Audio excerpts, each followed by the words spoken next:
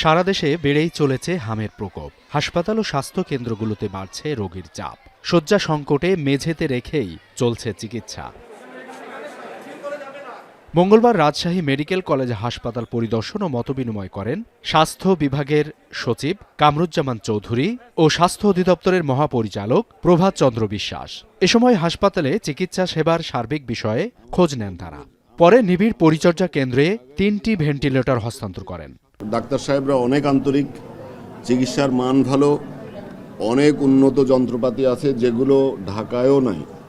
কেন হচ্ছে ওগুলোর তথ্য দেখে আমরা এটার উপরে ব্যবস্থা নিব। আইসিইউ এর অপেক্ষমান তালিকায় থেকে গত 2 মাসে রাজশাহী মেডিকেল কলেজ হাসপাতালে চিকিৎসাধীন অবস্থায় অন্তত 50 শিশু মারা যায়। বর্তমানে চিকিৎসাধীন আছে শতাধিক শিশু। চট্টগ্রামে ছড়িয়ে পড়েছে হাম। গত এক সপ্তাহে 75 জনের নমুনা সংগ্রহ করা হলে 8 জনের শরীরে হাম ধরা পড়ে। আক্রান্তদের বয়স 15 মাসের কম।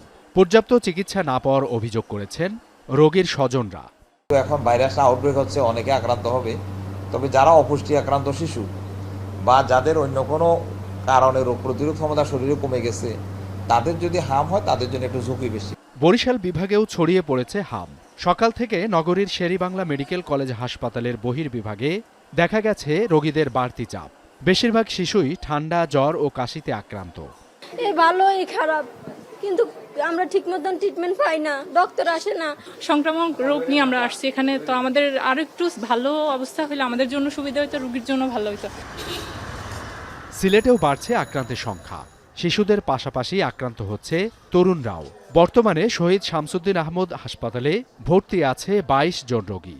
এর মধ্যে 3 জনের অবস্থা আশঙ্কাজনক। অন্যদিকে মৌলভীবাজার সদর হাসপাতালেও বাড়ছে আক্রান্তের সংখ্যা। কমপ্লিকেশন নিউমোনিয়া থাকলেও ওইগুলো কন্ট্রোলের মধ্যে। আমরা অনেকগুলো পেশেন্টকেও ডিসচার্জ দিতে পারি। প্রত্যেকদিনই আমাদের 3 থেকে 4টা পেশেন্ট ডিসচার্জ হচ্ছে। এছাড়া নাটোর, চাঁপাইনবাবগঞ্জ ও ভোলা সহ দেশের বেশিরভাগ জেলায় বাড়ছে হামের প্রকোপ। ঠান্ডা জ্বরে আক্রান্ত শিশুদের নিয়ে হাসপাতালে ছুটছেন অভিভাবকরা। সাবিত সারওয়ার, এখন। 34, 35 সানবিট 1 চামচে 30+ বাসন পরিষ্কার।